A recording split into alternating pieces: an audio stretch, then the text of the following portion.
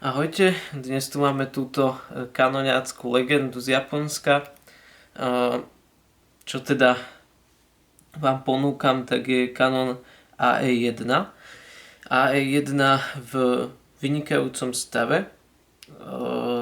Naozaj nesie len veľmi minimálne známky používania.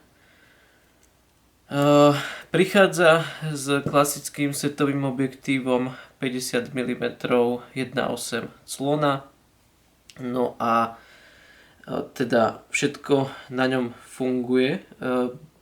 Ponúkam ho teda aj s batériou. No a čo sa týka časov, tak časy sedia.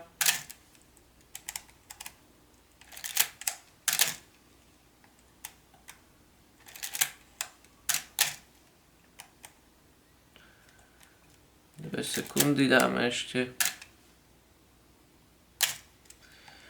Takže v tomto smere je všetko v poriadku. Takisto expozimeter, ktorý vlastne nájdete v hľadáčiku ako pohybujúcu sa ihlu, tak ten takisto sedí a funguje. Čo sa týka odpaľovania blesku, tak to si môžeme rovno ukázať. To takisto funguje.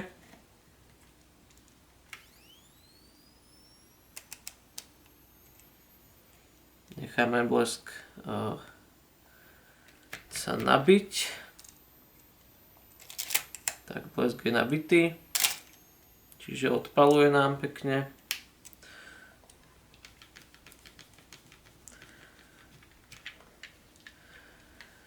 Tak, vyskúšame si aj samospúšť. Ako môžete vidieť, najprv nám začne blikať táto diódka a následne sa odpáli spúšť. Tak, čiže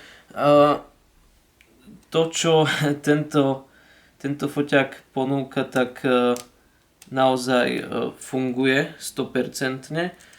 Ešte by som možno spomenul, že objektív je pekne čistý. Takisto tento priestor, kde je zrkadlo a mechanika, tak je pekný a čistý. No a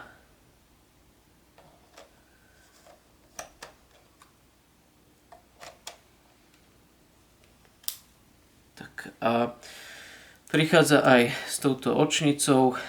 No a ešte vám ukážem tento priestor vzadu. Opäť všetko je čisté a funkčné. Čiže čo by som tak ešte spomenul, vlastne jediný taký problém, ktorý pri tomto foťačiku je a ktorý si možno človek na prvý pohľad ani nevšimne, tak sú dvierka. Dvierka tohto foťáčiku, to bude lepšie vidno na fotkách, ktoré sú pri inzeráte, tak v tomto mieste sú trošku odlomené. Človek si to nevšimne, keď sú zavreté bežne, ale v tomto mieste sú jemne ulomené.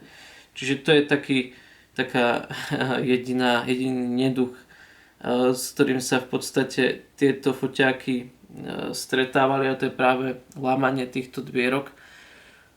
Tu nás sú síce v celku, všetko je to funkčné, použiteľné, neovplyvňuje to akokoľvek jeho funkčnosť, ale skôr taký estetický vzhľad v tomto mieste.